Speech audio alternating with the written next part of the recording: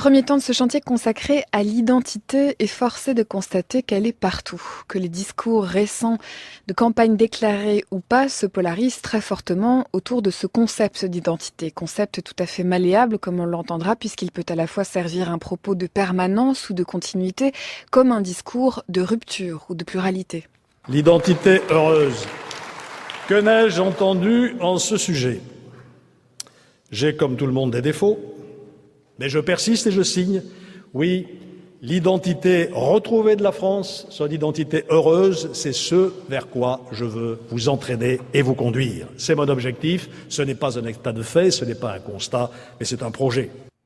Et c'est ce projet qu'il va peut-être falloir préciser ici la voix d'Alain Juppé. Mais qu'est-ce que l'on manie en vérité comme concept, ou plutôt qu'est-ce qui, dans ces discussions incessantes autour de l'identité, n'est pas dit du politique ou d'un système en crise? Bélier Nabli, vous publiez l'essai La République identitaire aux éditions du CERF. Il s'est préfacé par Michel Viverka. Bonjour à vous et bienvenue. Bonjour. Vous écrivez justement dans cet essai, et pas longtemps après l'avoir commencé, que c'est un concept dont vous vous méfieriez plutôt volontiers. Pourquoi est-ce qu'il faut se méfier de l'idée d'identité ? Pour deux raisons. D'abord parce que Max Weber avait déjà à son époque souligné qu'il y avait des notions produites par les sciences sociales et qui avaient été qui sont de facto instrumentalisées par les politiques. On a là une illustration magnifique, je dirais, de la notion d'identité qui est récupérée par des politiques dont finalement qui ne s'intéressent pas au sens, mais finalement préfèrent le pouvoir magique qui existe finalement à travers ce mot. Et la deuxième raison, c'est parce que la notion même d'identité, effectivement, lorsqu'on s'y intéresse, renvoie à des significations diverses. C'est le terme polysémique par excellence, et même, je dirais, un terme ou une notion contradictoire par essence, dans la mesure où l'identité, ça renvoie à la fois ce qui est semblable et ce qui est dissemblable, ce qui nous est commun et ce qui nous est propre ou spécifique. Donc, à partir de là, il faut absolument faire un petit travail de définition avant d'utiliser le mot. Et d'une certaine manière, il y a vraiment l'identité, à travers l'identité, le mot est la chose, et il faut savoir manier aussi bien le mot que la chose, ou les choses qu'il recèle. Naturellement, cette méfiance, elle prend une dimension particulière à notre époque, dans la mesure où, précisément, ce qui la caractérise, en particulier au sein de notre République, c'est que finalement, le mot est devenu un mot politique. C'est relativement nouveau en ce sens où tout cela s'inscrit dans une séquence historique relativement longue, qu'on peut remonter à la fin du mouvement de mai 68, où précisément des minorités, des groupes minoritaires ont revendiqué des identités particulières et parfois des droits particuliers inhérents à leur identité particulière. Je pense notamment aux homosexuels qui étaient, on peut le dire, réprimés jusqu'à une période récente et qui ont revendiqué une forme de droit à l'égalité à cette époque, en tant que minorité au sein d'une société française aveugle par rapport à sa dimension composite. Et puis, progressivement, au-delà des minorités, c'est la majorité qui a progressivement tenté de s'affirmer à travers une identité nationale fantasmée. Sauf que cette volonté-là de s'affirmer en tant qu'identité nationale, elle n'a pas été exprimée par les Français eux-mêmes, mais par ce qui était au départ un groupuscule, le Front National, et qui a réussi, par un coup de force sémantique, idéologique, culturel, à imposer la question identitaire à l'échiquier politique dans son ensemble. Puisqu'aujourd'hui, finalement, la question identitaire polarise le débat public, polarise le débat politique, et c'est une innovation. C'est ce qui caractérise finalement ce basculement qui a lieu finalement à la fin des années 80, début des années 90. On assiste à la fin de la guerre froide, à la fin du communisme et du marxisme comme grille de lecture de la société. Et le politique ayant horreur du vide, chacun a tenté de restructurer son regard sur la société en tentant de trouver ou bien un ennemi intérieur ou bien un allié objectif. Et les uns et les autres, finalement, ont trouvé un intérêt à mettre en exergue la question de l'identité, ou bien l'identité collective nationale, ou bien pour stigmatiser des identités minoritaires, et l'identité musulmane en particulier. Est-ce que vous diriez que quelle que soit leur situation sur l'échiquier politique, dont on verra tout à l'heure que ce sont des situations qui sont aujourd'hui absolument diverses et peuvent aller d'un extrême à l'autre, ce mot-là, qui est un mot dont vous dites qu'il est politique, il est brandi comme un mot marque, qu'il est brandi comme une sorte de marque derrière lequel presque peu importe ce qu'on y met. Si je m'en tiens à la description ou à la définition que vous venez de donner, je penserais plus spontanément au mot république. Et en même temps, ça rejoint votre proposition, votre hypothèse. Pourquoi ? Parce que précisément, tout le monde se revendique de la République aujourd'hui. Tout le monde est républicain, y compris au Front National. Et en même temps, personne ne tente de donner une définition positive de ce qu'est être républicain aujourd'hui. Quelles sont les limites à la République, hein ? La preuve, c'est que lorsqu'on a pu s'interroger sur comment ou est-il pertinent d'exclure le Front National du jeu électoral et interdire, pourquoi pas le parti ? C'est une question qui s'est posée de manière récurrente, qui ne se pose plus aujourd'hui. Mais lorsqu'on s'est posé cette question, on s'est notamment posé la question de savoir s'ils étaient républicains au Front National. Et à partir du moment où on n'avait pas de définition consensuelle à opposer au Front National en matière de République, eh bien, qui se disait républicain ? Bien sûr. À partir du moment où tout le monde finalement invoque la République, ou bien comme argument d'autorité pour échapper à tout débat contradictoire, c'est le cas du Front National, mais c'est aussi le cas du Front National lorsqu'ils évoquent la République comme argument de banalité ou comme label de la banalité, écoutez, on ne sait plus de quoi on parle finalement.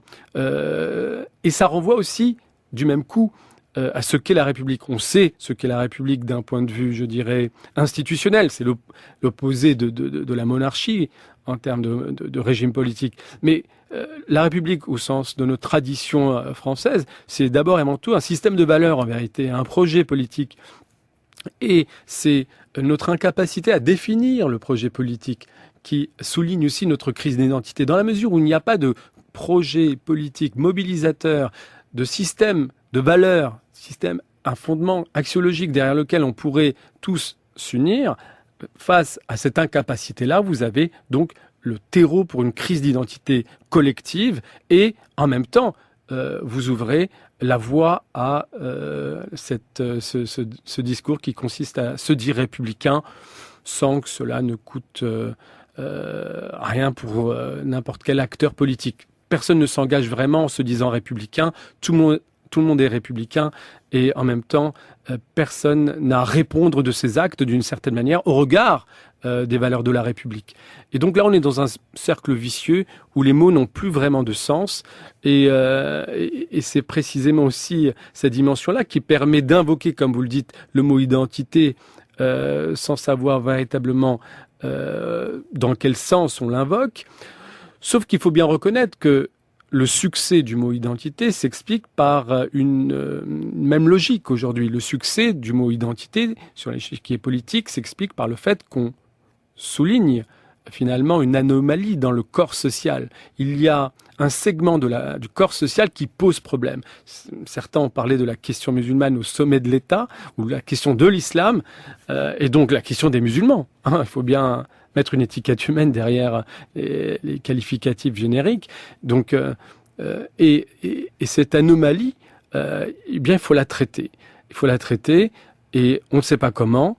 Et en attendant de trouver une solution miracle, on met en exergue l'enjeu de l'identité collective, de l'identité nationale, mais dans une confusion folle, puisqu'on confond la nation française, son histoire, et la République française comme projet politique.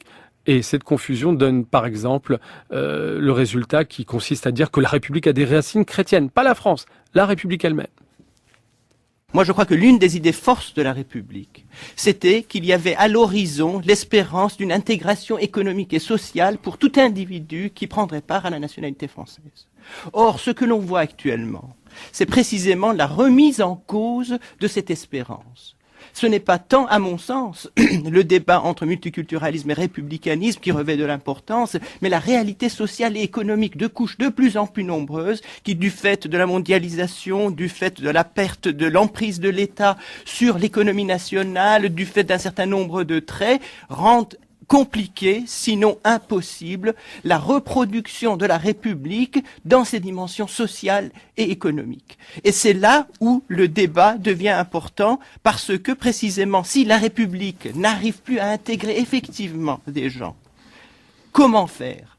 S'il y a un multiculturalisme exacerbé dans un certain nombre de pays anglo-saxons, ce multiculturalisme est très lié au libéralisme. C'est parce que les gens ont le sentiment qu'il n'y a pas d'instance qui les intègre effectivement dans la nation qu'ils font appel à des formes identitaires de gestion de soi. Oui, mais alors le problème essentiel, c'est qu'on est dans une France où on ne peut pas tenir un discours absolu sur la République sans tenir compte de la réalité sociale, économique et culturelle de ce pays. Le oui qui termine l'archive et qu'on a eu du mal à couper, mais en même temps ça nous permet de prononcer son nom, c'est la voix d'Alain Finkielkraut qui, dans l'émission Réplique en 1996, recevait Farhat Khosrow-Khavar sur cette question précisément de la République. Et on entend dans la voix du chercheur une proposition, une définition, ou en tout cas l'une des idées qu'il qualifie idée forte, c'est l'espérance d'une intégration égalitaire et sociale et économique.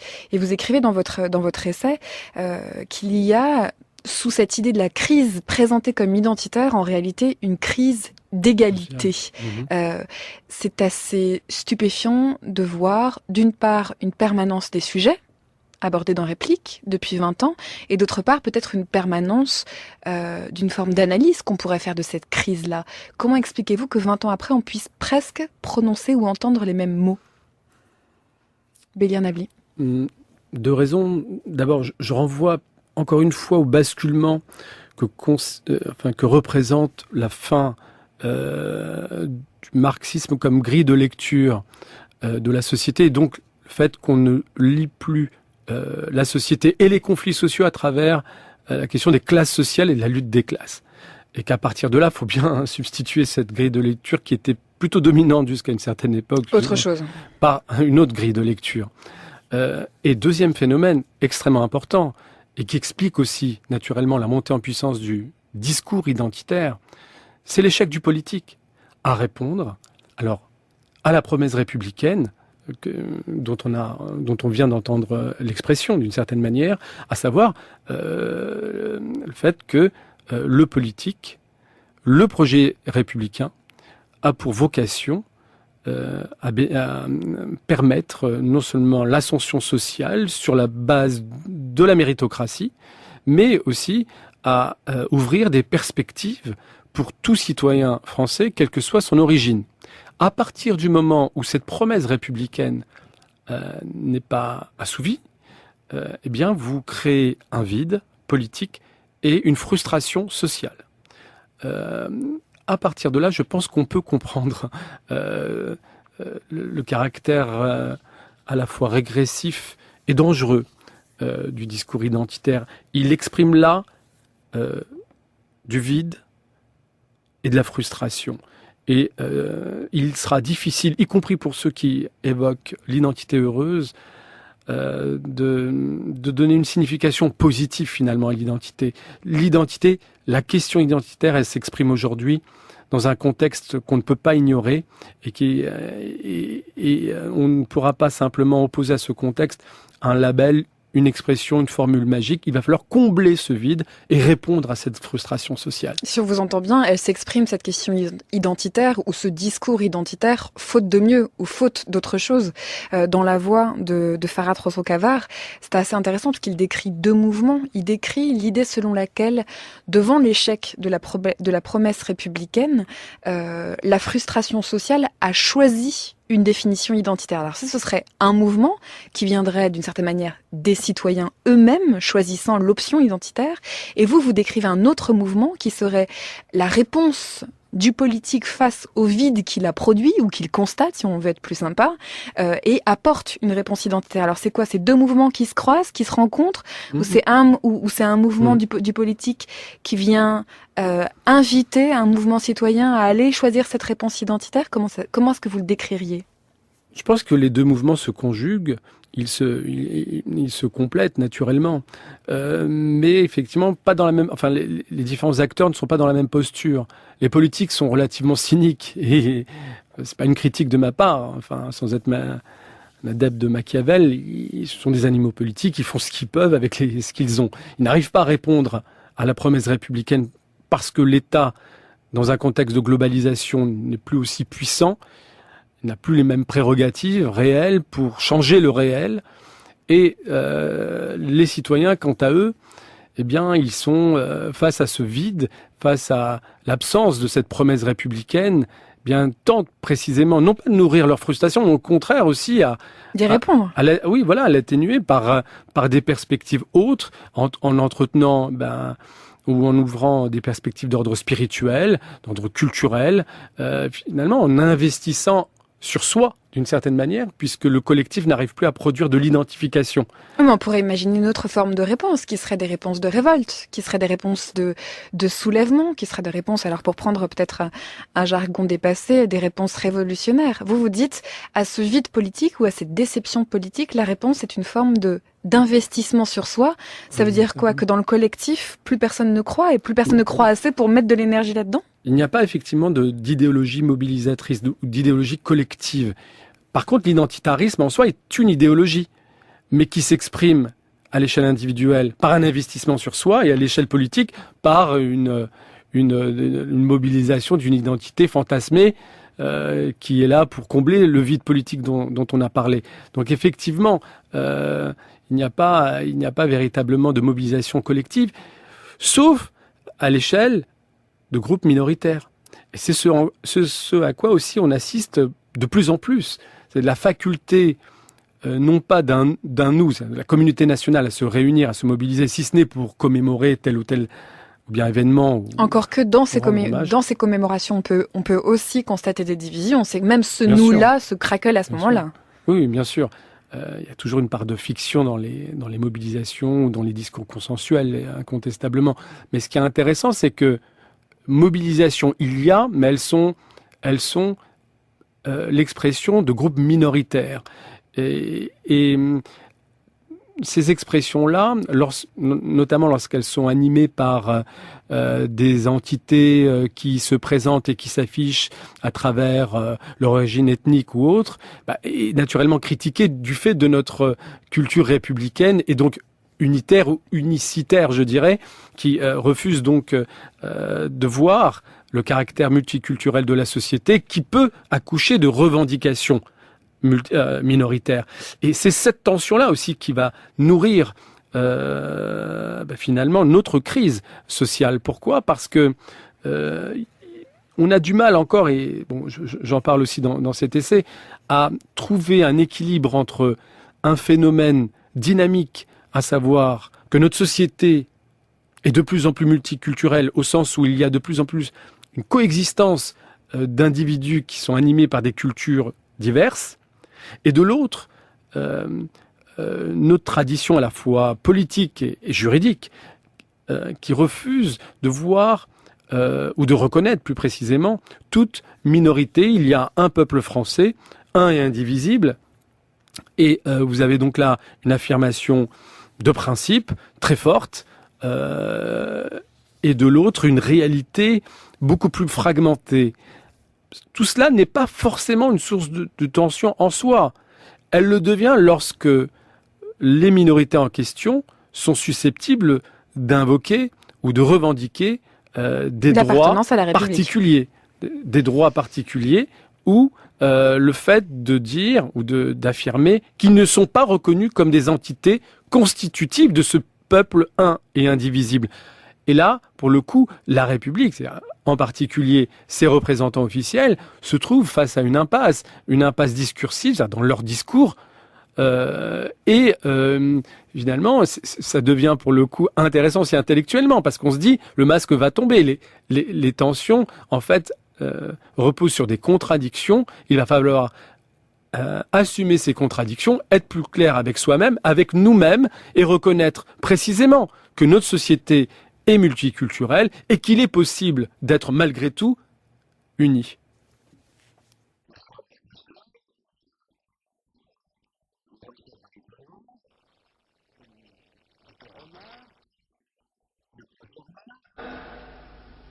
Un peu juif, un peu italien, un peu espagnol, de plus en plus portugais, peut-être, qui sait, polonais. Et je me demande si déjà nous ne sommes pas un peu arabes. Je reconnais que voici une phrase imprudente. C'est celle-là qui sera épinglée. Et qui incitera à dire, vous voyez bien. D'ailleurs, c'est le président de la République qui l'a dit. Nous me répéterons peut-être, sans mettre exactement le même sens aux propos que je tiens. Je voudrais bien que ces choix politiques n'altèrent pas ce type de débat et que puissent, c'est d'ailleurs le cas, siéger dans des assemblées comme celle-ci, des femmes et des hommes dont les conceptions de politique intérieure sont diverses, mais qui sauraient s'allier pour refuser tous les appels de l'inconscient ou de je ne sais quel subconscient mal réglé ou mal dirigé, qu'il serait capable de choisir l'unité de la France à construire. Et l'on retrouve la tension que vous décriviez juste avant cette archive de 1987, François Mitterrand, dans un journal diffusé sur France 2, à la fois la reconnaissance, et on va revenir sur l'énumération des nationalités qu'il cite, polonais, italien, de plus en plus portugais, dit-il, dans un sourire dont il a la signature. Et pour terminer, et pourquoi pas un peu arabe, on va revenir sur les rires qui finissent cette phrase. Et il termine par l'unité de la France à venir. Donc on se rend bien compte que dans un bras, il reconnaît le caractère multiculturel, et dans un autre bras, il dit la nécessité d'opter pour l'unité. Et voilà, peut-être discuter, voir comment à la fois il y a tension et pourquoi cette tension n'est pas nécessairement guerrière. Mais je voudrais revenir sur les rires, parce que les rires arrivent au moment de l'idée selon laquelle on serait peut-être, pourquoi pas, un peu arabe. Pourquoi est-ce que, en dehors du fait que c'est peut-être la dernière vague d'immigration, il énumère des vagues anciennes, pourquoi est-ce que d'après vous, il y a un rire à ce moment-là, Bélier Nabli? Parce que ça relève encore aujourd'hui, parce que le discours date quand même. 87. Oui, il date quand même, mais on n'a pas évolué. Et on pourrait retrouver ces mêmes rires d'une certaine manière. D'accord, mais sauf qu'on ne pourrait pas retrouver l'énumération. Je pense pas qu'aujourd'hui, quel que soit l'échiquier politique sur lequel se situeraient les hommes politiques, je ne suis pas certaine que l'on puisse entendre « nous sommes polonais, nous sommes italiens, nous sommes portugais, nous sommes un peu arabes ». Vous croyez ? Pour le dernier segment, oui, ça relèverait peut-être de l'interdit. Pour finalement l'héritage européen, je pense que c'est quelque chose de relativement acquis. Dit comme tel. Oui, enfin, je ne vais pas être non plus sûr de moi. La discussion est légitime, mais par contre, le fait d'être encore dans l'incapacité à reconnaître une part d'arabité dans la nation française, que voulez-vous, on en connaît les racines. Les racines, elles sont historiques, fondamentalement historiques. Notre incapacité à regarder notre histoire nationale pour ce qu'elle est, à la fois riche, noble pour certaines de ses pages, mais sombre pour d'autres. Et là où le bas blesse, c'est que précisément ces pages les plus sombres sont souvent écrites par la République elle-même. Pas par la monarchie forcément, mais aussi par la République. Et par la loi, concernant la racialisation de l'identité ou de la citoyenneté, il faut quand même se pencher sur les codes coloniaux. Et c'est quand même à ce moment-là que se différencient plusieurs catégories de citoyens et où identité, nationalité, citoyenneté sont divisées. Oui, mais ça relève encore de l'indicible. La législation discriminatoire est proprement raciste. Dans notre manière d'être formé et éduqué en France, on l'associe à Vichy. On l'associe pas à la Troisième République. On l'associe pas à Jules Ferry. Ce sont, encore une fois, des trous de mémoire volontaires qu'on entretient et qui font que, in fine, seul un François Mitterrand, dans un élan quasi héroïque, arrive à dire que nous sommes peut-être aussi en partie arabes. Mais sinon, ça relève encore de l'interdit ou d'un tabou du fait de notre incapacité à voir notre histoire pour ce qu'elle est. Et malheureusement, pourtant, il faut lire cette histoire pour précisément pouvoir concevoir une unité aujourd'hui. Et c'est en cela que ce tabou, le fait de ne pas pouvoir voir notre histoire coloniale, de pouvoir traiter de la guerre d'Algérie, de ses conséquences, eh bien, cette incapacité-là nourrit, au contraire, de la crispation identitaire. C'est elle qui nourrit la crispation identitaire. C'est elle aussi qui explique en partie, je le dis, je l'assume, la différence de réaction entre une population parisienne après les attentats que nous, Parisiens, nous avons subis, et les attentats qui ont frappé une ville comme Nice. Parce que ça fait aussi partie du tabou des commentateurs, disons, de ne pas tenter d'expliquer la réaction différenciée.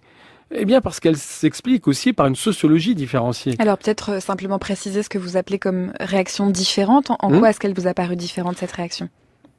À Paris, on a quand même assisté à des mobilisations, d'abord dans le calme, dans la sérénité et dans la dignité.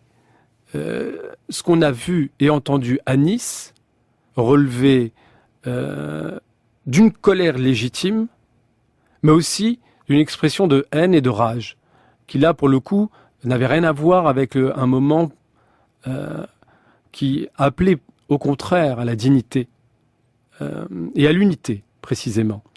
On a entendu une parole raciste assumée, non réprimée, et là, pour le coup, il relevait des agents de la République à faire respecter aussi les lois de la République, y compris dans des moments tels que ceux-là. Et il n'était pas normal d'entendre les mots qu'on a entendus. Et lorsque je parle de différenciation, au-delà du constat, dans la réaction, ce qui est intéressant, là, encore une fois, et comme toujours, c'est de comprendre, et non pas simplement de constater, de tenter de comprendre.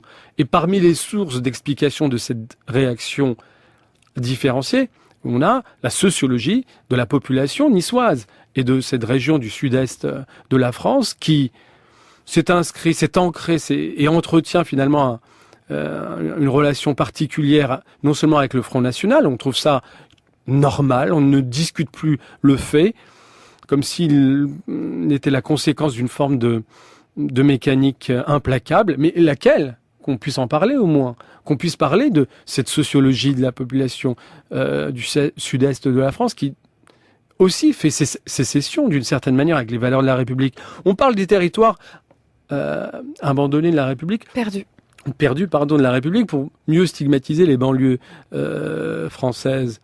Mais que représentent alors ces territoires qui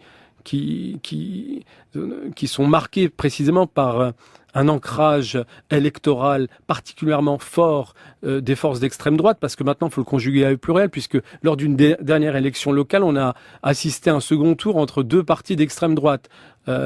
Excusez-moi le fait d'avoir oublié la ville exacte, mais le fait à peu près un mois. Mais on avait au second tour le Front National et un parti, la Ligue du Sud, pour ne pas citer.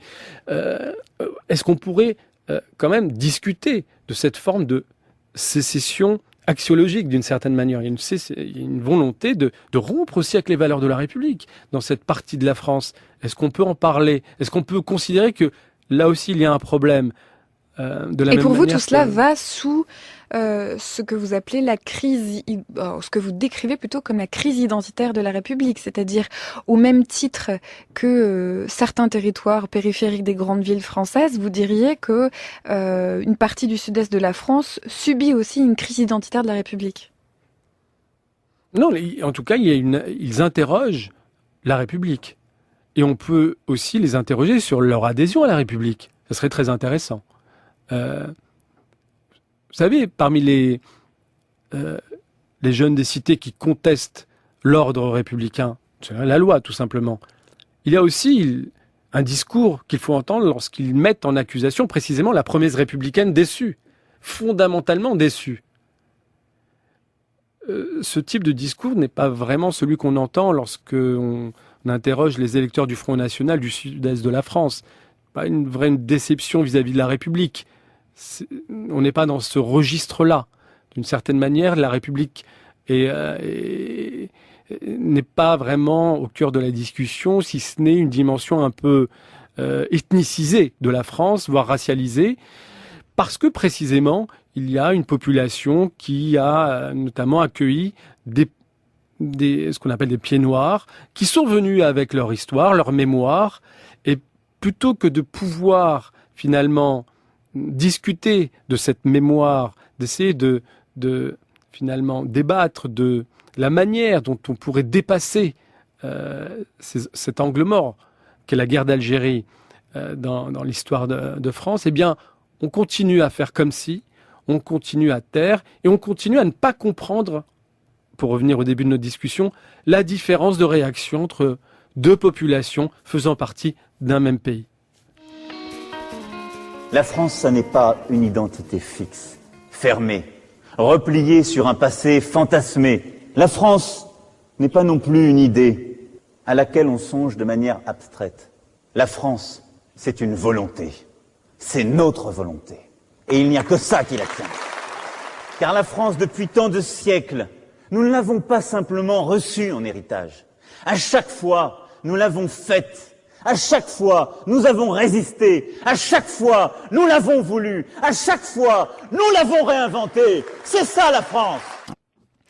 On entendait ici, juste après un titre de Noir Désir, la voix d'Emmanuel Macron dans un tout récent discours datant du 18 octobre et prononcé à Montpellier. La France n'est pas une identité fixe, fermée, fantasmée. La France est une volonté. Et puis je ne le refais pas ce discours parce que vous venez de l'entendre. Est-ce que là on se déplace sur l'utilisation de ce mot politique qu'on entendait dans un premier temps dans la voix d'Alain Juppé, ou est-ce que finalement on reste dans une même utilisation derrière laquelle on ne sait pas exactement que mettre? Non, là, pour le coup, sans faire preuve d'un quelconque militantisme, pour le coup, on retombe sur, pas forcément la notion d'identité au sens strict, mais l'idée de nation. Puisque vous avez reconnu, à travers la définition que vient de faire Emmanuel Macron, la conception française, comme on dit, de la nation, héritée du travail d'Ernest Renan. La nation et le fait d'appartenir à une communauté nationale est d'abord un acte de volonté. Il n'y a pas de critères biologiques, raciaux, ethniques ou autres, ou même religieux, qui devraient conditionner l'appartenance à une communauté nationale, à une nation. On appartient à la France, on est français d'abord si on considère être français et qu'on considère finalement comme participer à une histoire commune, ou plutôt un destin commun. Il y a un caractère dynamique qui est essentiel aujourd'hui, parce qu'on a trop ce réflexe qui consiste, pour essayer de se définir, pour définir ce nous, à se tourner vers le passé, alors que l'idée de nation est dynamique dans notre conception française. Il s'agit aussi de pouvoir se projeter ensemble dans un avenir commun. Elle est là la vraie question. Et pourquoi je dis que c'est la vraie question, c'est parce que, encore une fois, lorsque on décrit sociologiquement le caractère composite de la société française, son caractère multiculturel, pour moi, il n'y a pas là, pour autant, un obstacle infranchissable pour constituer une unité nationale. Il suffit, entre guillemets, de reconnaître d'abord ce caractère composite pour essayer, dans un second temps, et de manière prioritaire, ce qui nous unit et ce qui nous est vraiment commun par-delà nos différences. Alors pourquoi c'est pas possible? Pourquoi c'est si difficile? Pourquoi est-ce que c'est si peu présent dans le discours politique, quels que soient les camps? Pourquoi est-ce que cette reconnaissance de la pluralité, si elle n'est pas un obstacle politique à la réalisation de la promesse républicaine, pourquoi est-ce qu'elle est un obstacle dans le discours? Parce qu'on est toujours dans la confusion et qu'on n'est pas dans un refus absolu. Je vous donne un exemple. Nos responsables politiques aiment à rappeler précisément le caractère indivisible de notre République, mais lorsqu'ils y ont intérêt, ils n'hésitent pas à s'appuyer ou à se référer à telle ou telle communauté, de n'importe quelle origine, qu'elle soit religieuse, ethnique ou par-delà, je veux dire. Et je dirais même de manière cynique, en particulier au moment électoral. Et cette différence, cette contradiction entre les discours, entre d'un côté la République est une et indivisible, il n'y a qu'une nation, c'est la nation française, et de l'autre, le fait d'être en capacité de nouer des relations, pourquoi pas, mais en plus de jouer un jeu qu'on peut qualifier de clientéliste au moment des élections, ça instille de la confusion, ça instille aussi une marque une forme de décrédibilisation de l'homme politique qui est capable de dire une chose et son contraire, de faire une chose et son contraire. Et vous savez, lorsque vous interrogez les gens qui assistent à ce type de pratique clientéliste, ils prennent acte de cette contradiction. Mais in fine, c'est la parole politique, c'est la République qui en pâtit. Parce que, encore une fois, elle dit une chose à travers ses représentants et elle fait le contraire. Il faut être en cohérence avec soi-même. Pourquoi pas en disant que la société, encore une fois, est multiculturelle et qu'il est possible de le reconnaître, sans céder précisément, systématiquement, en tous les cas, aux revendications de tel ou tel groupe social du fait de revendications particulières. Qu'est-ce qui fait peur parce qu'on sait que l'idée d'une France métissée, multiculturelle ou plurielle d'ailleurs, parce que là on parle beaucoup des questions des appartenances ethniques ou des origines ethniques, mais finalement ce sont des scissions qui s'appliquent aussi lorsqu'il est question d'orientation sexuelle, on l'a vu très récemment. Qu'est-ce qui fait que ce soit si difficile de précisément tenir ces deux axes dans une même main de l'action et de la pensée politique, à savoir ce pays est pluriel et ces personnes qui la composent sont différentes, ont des appartenances différentes, des choix différents, des identités différentes, et pour autant il est uni car on ne peut penser l'action politique que à partir de cette unité. Pourquoi est-ce que l'une menace l'autre dans nombreuses des pensées qui sont développées ? Parce que ça s'inscrit dans notre tradition. On est rousseauiste de culture, on a fait ce choix, savoir. Et je dirais pas qu'on est jacobin aussi par nature, mais en tout cas on est rousseauiste. Pour nous, il n'y a qu'une seule et même loi, elle est exprimée par la volonté générale, a priori le peuple, mais bon, de facto, il a rarement la parole directement, il s'exprime donc par nos représentants. Mais ceux-là ne sont pas censés parler pour telle ou telle communauté, et ils ne sont même pas censés parler pour telle ou telle circonscription ou électeurs de leur propre circonscription, malgré la confusion qui est faite. Souvent, on présente nos députés comme étant élus de telle ou telle circonscription. C'est une faute, je dirais, constitutionnelle. Ils sont représentants de la nation. De la nation, lorsque vous êtes élu même d'une circonscription donnée, vous n'êtes pas le représentant de celle-ci, vous êtes le représentant de la nation. Et donc, il y a là cette idée forte suivant laquelle, finalement, derrière la loi, il y a un intérêt général. Et l'intérêt général, il ne peut pas être l'expression d'intérêt particulier. C'est vraiment culturel pour le coup, c'est pas simplement parce qu'on confond théorique. la différence d'identité, ou en tout cas la pluralité des identités, et des intérêts particuliers. On pourrait très bien ne pas confondre, on pourrait très bien, d'un côté, reconnaître la pluralité des identités, et considérer que cette pluralité-là peut travailler et penser un intérêt général. Absolument. Mais là, vous avez raison. On a forcément l'impression que pluralité égale communautarisme, égale division dans la conception de l'intérêt. Oui, vous avez raison, et ça renvoie à une différence fondamentale entre, d'un côté, le fait de dire qu'une société est multiculturelle, c'est-à-dire qu'il y a une coexistence de cultures différentes dans une même société, et de l'autre, la doctrine multiculturaliste qui, elle, appelle à répondre aux revendications de groupes minoritaires. Et malheureusement, le discours public, le discours des responsables politiques confondent les deux. C'est pourquoi, j'arrive enfin à apporter un élément de réponse à votre question, c'est pourquoi nos responsables ne veulent pas reconnaître officiellement le caractère multiculturel de la société française. Pour cette confusion-là. Parce qu'ils ont peur qu'on puisse les accuser d'admettre la doctrine multiculturaliste. Alors qu'il y a une distinction. Il y a d'un côté un fait social et sociologique, et de l'autre, une doctrine politique. Moi, je n'incrimine ni l'un ni l'autre. Je dis simplement que cette confusion-là bloque finalement la situation. On est incapable de dire qu'on est une société multiculturelle. Pourquoi ? Parce que ça supposerait qu'on cède mécaniquement aux revendications de cette société composite. Voilà de Rachita, ce qui me permet de modifier ce que je disais tout à l'heure, évidemment le titre, l'identité. Si on entendait la voix de Bertrand Cantat, c'était un titre des Têtes Raides. Donc là, c'est bien un titre de Rachita qui s'appelle Voilà, qui fait le constat d'un retour d'une forme de pensée raciste. Il désigne ici ce que vous appelez tout à l'heure, Bélir Nabili, des forces de l'extrême droite. En réalité, pas que. tant on voit que des discours de séparation, de scission sont portés presque, alors peut-être pas sur tout l'échiquier politique, mais en tout cas dans un grand nombre de discussions politiques. Est-ce que la crise identitaire de la République telle que vous la pensez, telle que vous la décrivez, est aussi une mécanique bien huilée pour désigner un ennemi intérieur ? Précisément, on en revient au sort de certaines notions, de certains principes, au triste sort de certains principes, comme la laïcité, qui se retrouve instrumentalisée par précisément des politiques. Et cette instrumentalisation, finalement, de principes fondamentalement républicains, au sens où ils définissent la spécificité de la République française, et là on est dans la définition de l'identité, hein. La laïcité définit l'identité de la République parce qu'elle lui est propre. Eh bien, cette instrumentalisation participe à la diffusion du discours identitaire au-delà de l'extrême droite.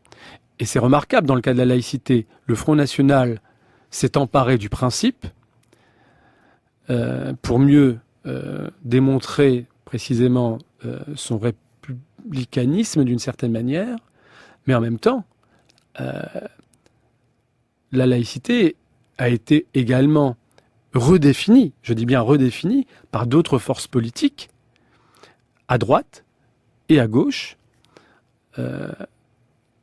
Et quand je parle de redéfinition, c'est que je me base sur la loi de 1905, qui définit la laïcité comme un principe de séparation des églises et de l'État, comme un principe de neutralisation de l'État, c'est-à-dire que les agents publics n'ont pas à manifester leur religion, et que les services publics et les espaces de services publics sont des espaces neutres sur le plan religieux. A contrario, ça signifie que l'espace public, lui, et l'espace privé ne se voient pas appliquer le principe de laïcité. Or, ce à quoi on assiste aujourd'hui, c'est une volonté d'étendre le principe de laïcité à l'espace public dans son ensemble, ce qui est précisément tout à fait nouveau. On a qualifié ce phénomène de nouvelle laïcité, voire de laïcisme, sauf que celui-ci est porté non pas seulement par des forces d'extrême droite, encore une fois, mais aussi par des forces de la droite parlementaire et de la gauche de gouvernement, comme on dit. Autrement dit, la question de la laïcité, qui est présentée par ces différentes forces comme un élément constitutif de l'identité française, eh bien, participe à une reconfiguration de l'échiquier politique et participe donc à une forme à ce brouillage de clivage traditionnel entre extrême droite, droite et gauche. Et c'est en cela qu'il y a une dynamique, que la polarisation autour de l'identité, eh bien, au lieu de créer de la clarté, une forme d'ordre et une forme de systématisation, crée au contraire de la confusion. On a du mal aujourd'hui, plus que jamais, au-delà des questions économiques et sociales, à différencier la droite et la gauche sur la question de la laïcité. Naturellement, si on entre dans le détail, il est encore possible de montrer la pertinence de ce clivage. Mais la question et l'hypothèse ne se posaient pas il y a encore une dizaine d'années. Mais ça reste quand même possible aujourd'hui parce qu'il y a différents usages. Et si la question de la laïcité comme un point important de l'identité de la République française est peut-être soulevée à différents endroits de l'échiquier politique, la question c'est qu'est-ce qu'on en fait et comment on le manie. Et c'est finalement la même conclusion que pour la question de l'identité. Au bout de ces 50 minutes, ce qu'on peut dire et retenir de la discussion qu'on a eue tous les deux, c'est la prochaine fois qu'on entendra un homme ou une femme politique parler d'identité française, heureuse, malheureuse ou autre, il faudra lui demander ce qu'il entend derrière l'idée d'identité. Finalement, il y a une manipulation du flou et du vide politique derrière tout ça. Je dirais même que c'est parce que c'est flou, voire vide, qu'il y a un intérêt politique à s'emparer de cette notion. France Culture, les nouvelles vagues par Marie Richeux.